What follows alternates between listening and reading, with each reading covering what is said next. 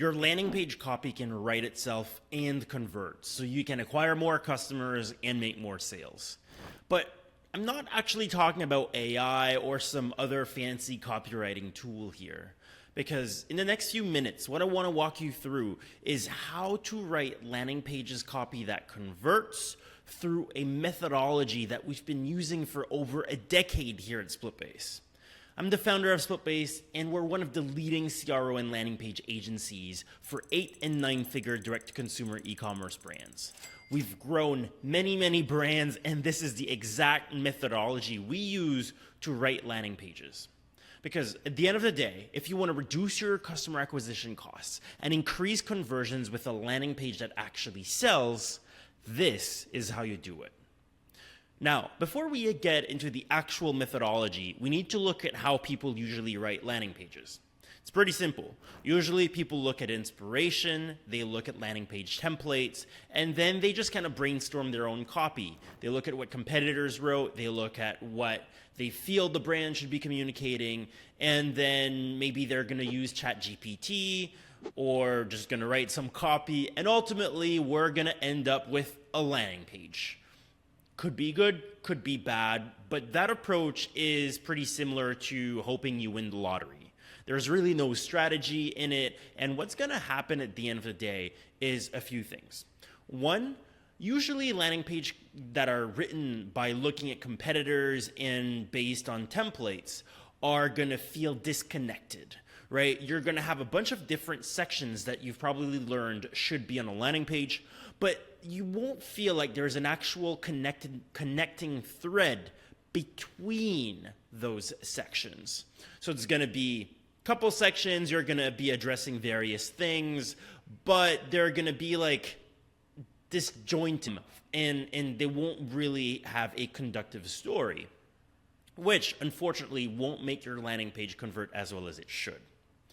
Now, the biggest issue that I see with all of this is that at the end of the day, when we look at competitors or we just decide to write our own copy without following the methodology that I'm going to explain, what happens is we end up writing based on gut feelings.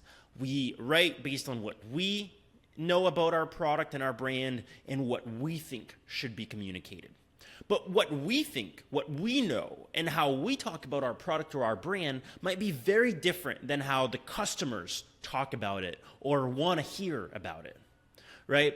So here's what you should do instead, and here's how we write landing pages. The easiest way of doing this is actually simple, and you can make this process more complex, you can expand it, but just to make it easy for this video, what you would want to do is create a customer survey. And you'll want to ask about 3 questions. Usually we ask a lot more than that, but if you can only pick 3 questions, you can ask a question like, what made you buy this product? Or what's going on in your life that made you buy this? How would you describe this product to a friend? Or how would you describe our brand to a friend? And then a third question could be, how did this product make your life better? When you ask these types of questions, what's happening is you're really fetching for your customer's voice. You're fetching for what are the top benefits that your customers are actually experiencing, but how are they talking about it? How are they communicating, right? And what you're going to get is a couple things. One, you're going to get, yes, the top benefits that they get out of this. You're also going to get the top use cases for your product, and you're also going to get the words that are most often used when it comes to describing your product or your brand. After that, what you can do is you can also run a poll, and you can run a poll on your website, on your product pages, on your existing landing pages, and you can ask things like, what questions do you have about this product? What questions do you have about, our service? Whatever you're trying to figure out. You can also ask a question like, is there anything holding you back from making a purchase today? And if so, what is it? By asking these qualitative questions again, now we're uncovering the objections, the concerns, and the questions that customers have. Bonus point, if you have an FAQ on your website, look at your heat maps and look at which ones are getting clicked on the most, which questions are getting the most clicks. And that's going to give you a cue as to which questions might be most important to customers. What you're going to do next is just take all the insights and all those findings, and you're going to group them by barriers, by motivators, and then questions and concerns. And what that's going to lead to is you're going to have a very clear view in terms of what gets people to convert, what stops people from converting, and also how people generally talk about your product. At that point, writing a landing page becomes a lot easier because you're not guessing what needs to be addressed. You're not guessing which questions you need to answer, and you're not really guessing concerns and motivations. You kind of know right away how to talk to your customer. So I'll give you 2 examples of pages we've built here at Splitbase and how this principle was put into action. The first is one of our most classic examples, and it's this Moon Pod landing page that shows 5 reasons stressful times demand this anti-gravity beanbag. We're talking about a beanbag. We easily could have said, the most comfortable beanbag, or this is, so and so. But what we found when we did this research is when we asked people what made you buy, people said, I need a place to relax. The world is very stressful.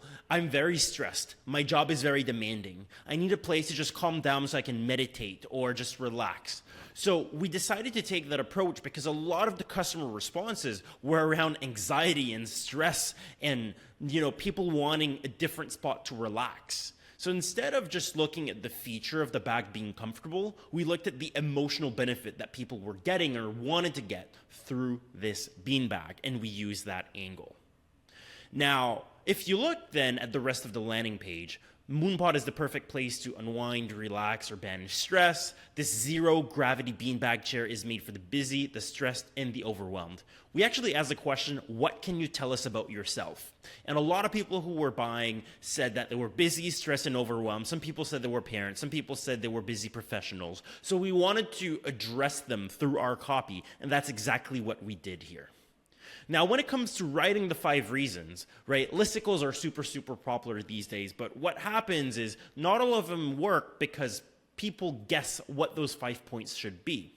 What we did is we looked at the responses from the questions we asked, and we said, okay, what are the biggest questions that people are asking, or what are the biggest concerns people have? What are the biggest benefits people are experiencing? Let's prioritize that, and let's turn those insights into 5 points. So we didn't just guess that we needed to talk about, the different ways you can lie on your Moonpod. We found out that people were wondering, can I comfortably sit on it? Can I lay on it? Can I sleep on it? Can I just sit? Can I recline? Does it stay put, right? So we found that out through the surveys, and therefore we've addressed that as point number 1 in the landing page. And it's the same thing for each point, 1, 2, 3, 4, 5. Everything and every point was decided based on insights and prioritized based on what was mentioned most and what was mentioned least.